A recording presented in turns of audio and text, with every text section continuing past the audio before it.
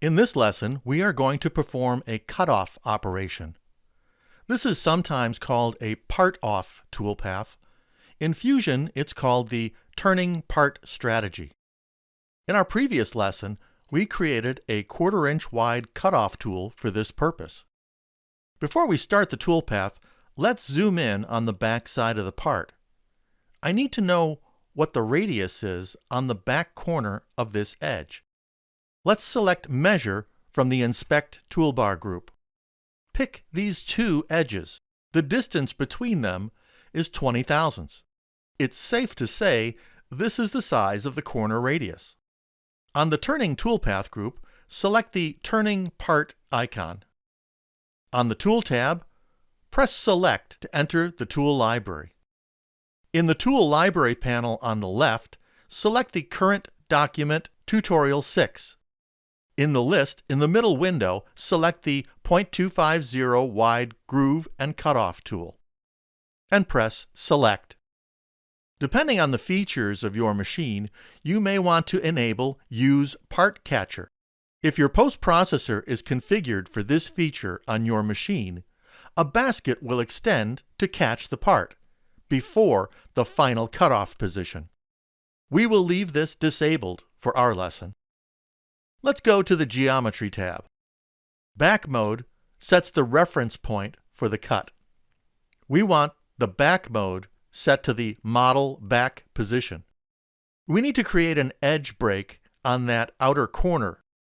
Enable edge break. Set the edge break type to fillet. Set the fillet radius to 20 thousandths.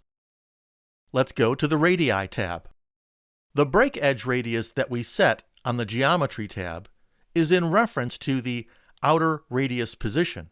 Set the From position for this reference to the model OD.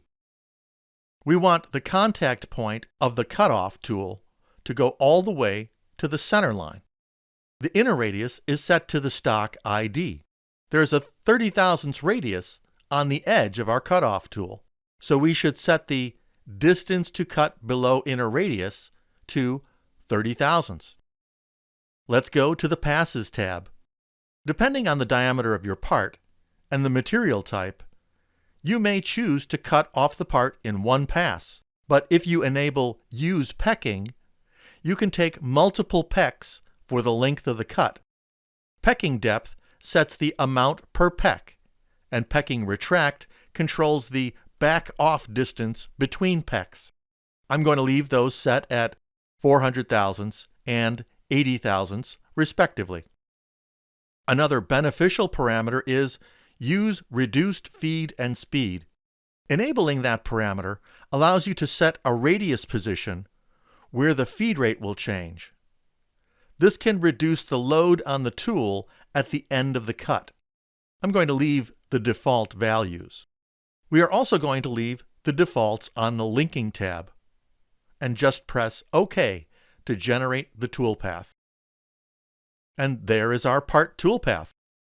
In this lesson, we learned about the turning part toolpath for cutting off the part, engaging the parts catcher, adding edge treatments like a radius and chamfers to the back edge, cutting past the center line, taking multiple peck amounts, and reducing the feed before the final cutoff. Press Ctrl+S to save the part, Command+S on the Mac.